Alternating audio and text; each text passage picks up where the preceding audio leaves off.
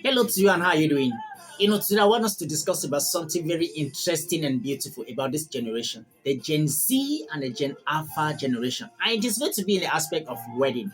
Like seriously, today when you talk about marriage, everyone is like wedding, wedding, wedding, wedding, wedding. Like seriously, let me tell you something. Can you imagine that a lady rejected a guy because this guy said to the lady that he was not going to do wedding? I mean, like seriously, this lady said no to this guy because the guy said to her that he was not going to do wedding. It does not just end there. Another lady said no to another guy because the guy refused to kneel down before proposing to her. Like seriously. I mean, this lady said no to this guy because the guy refused to kneel down before proposing to her. And then another lady said no to another guy because the guy said to her that he was not going to do wedding. Today, I want us to talk about wedding in a kind of a general perspective and ask some questions about wedding. And the first question I want to ask you is, what's just so special about wedding that today it seems like if you marry without doing wedding, you won't have a successful marriage? That's the first question I want you to ponder on.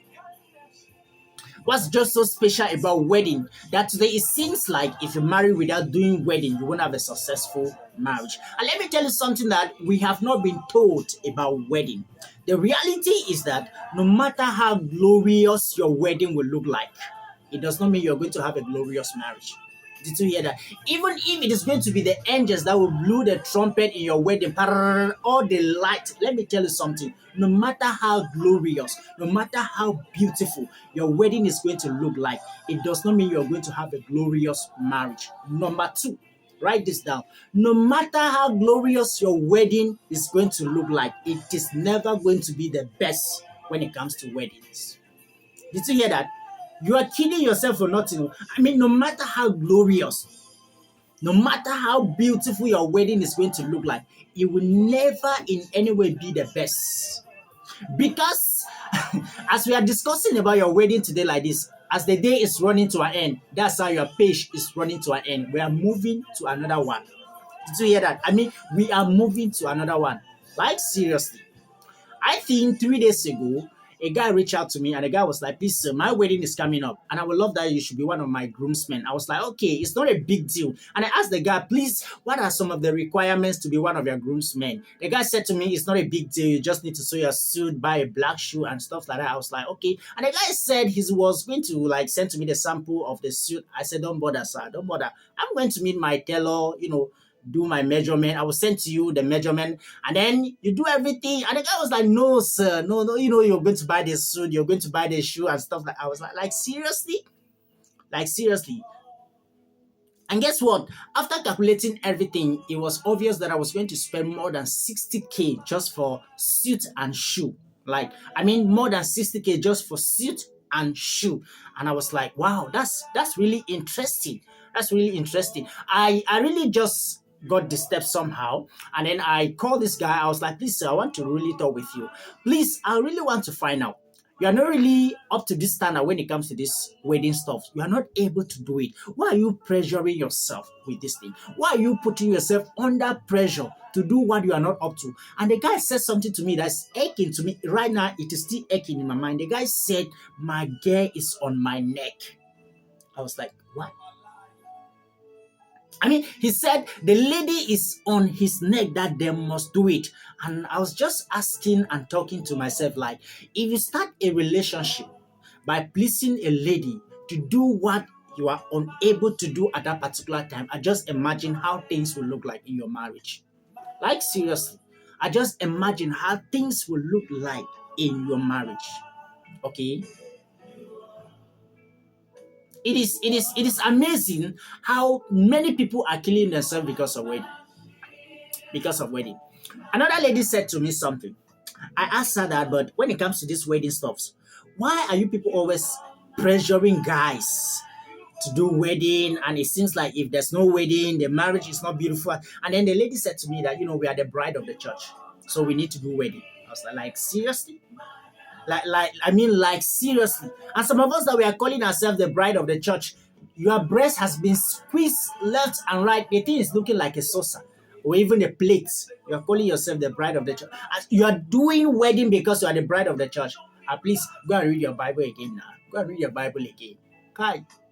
And you know something about this wedding stuffs? Most people who are really engaging themselves into this wedding stuffs are broke people. Like serious, they are broke people. People who will take their saving for 2 to 5 years that they have been saving, they will come and squander everything because of wedding. And then after that, they begin to borrow in marriage. They begin to borrow. Like seriously. Go and read your Bible very well. I was asking, I think it was yesterday, I was asking a lady this question. I said that let's look into the Bible. Where is it written that on your wedding day you should wear a white and a long gown, that you have another person to help you so that you can walk? Where is it written in the Bible? Where is it written in the Bible? Where is it written in the Bible that on your wedding day you need to wear but a brand new suit? You have groomsmen walking behind you. You have bridesmaids walking behind you. All those lines. Where is it written in the Bible? You have another person called ring bearer. I mean, hello, sir. Your pocket doesn't mean you cannot put the ring. Let's not go deeper. Let's not go deeper. But I want us to ask some intelligent questions about this wedding stuffs. About this wedding stuffs. You see, someone will go and rent a car, or maybe beg a car, decorate everything. That day you are looking like the Odogu himself. And then the next day you are paying bike. The next day you are trekking. Aye, come on now. Come on. One guy said to me that, sir, it is one-time thing. So let's just make it. I beg, come down from that high heel. Let's begin to reason out things. Let's begin to reason out things. Like seriously, this thing called wedding is killing a lot of people. Oh. It's killing a lot of people. People borrowing money because of wedding. I mean, a guy is borrowing money because of wedding, like for wedding. Are you normal? Are you normal? People are borrowing money to do investment. People are borrowing money to grow. They are borrowing money for wedding, to impress people. The reality is, hello, sir, no matter how beautiful, no matter how glorious your wedding will look like, no matter how you want to impress people, not everyone is going to be satisfied on that day. Because no matter how in your heart you are like, you have killed it. Yes, I mean, you have killed it. Some people are there. If you see their heart, it will shock you. It will shock. So just have in mind that all these things you are doing, or all these things you want to do to impress people, you will never impress people. You will never in any way impress people. Do your things according to your size. According to your size. These ladies that are really pressuring guys, do this, do that, do this, do that. You are not a wife material.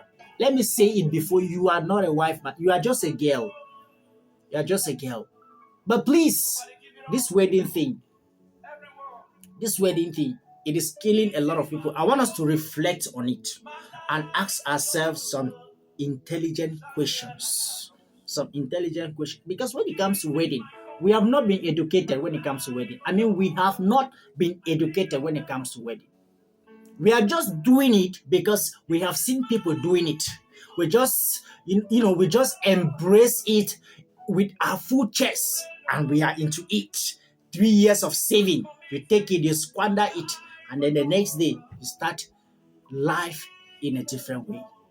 Please, I do just want to tell us something. 2 things about wedding. 2 things about wedding. 1, never you pressure yourself to an extent whereby you want to borrow money because of wedding. Never you would in any way do that. Even if it is your girl who is on your neck, tell that lady that it is not wise. There's no wisdom in it. Borrow money for business, guy. Borrow money for investment. Not for wedding. I mean, not for wedding. You want to sew a new suit. You want to put people's children under pressure that they are groomsmen, they are bridesmaids. They want to borrow money, do hair, do nails, do this one. Come on now. Come on. Make your thing very simple according to your level. Number 2, know that no matter how glorious your wedding will look like, it does not determine that you're going to have a glorious marriage. Did you hear that? it does not determine the fact that you're going to have a glorious marriage. No one should pressure you. The reception should be this, this one should be this. No, no one should pressure you to go beyond your limit. And secondly, you must not do that wedding. You must not do it. It is not compulsory. It is not. Okay, it is just a kind of a culture that we have imbibed into it, and it is really dealing with us.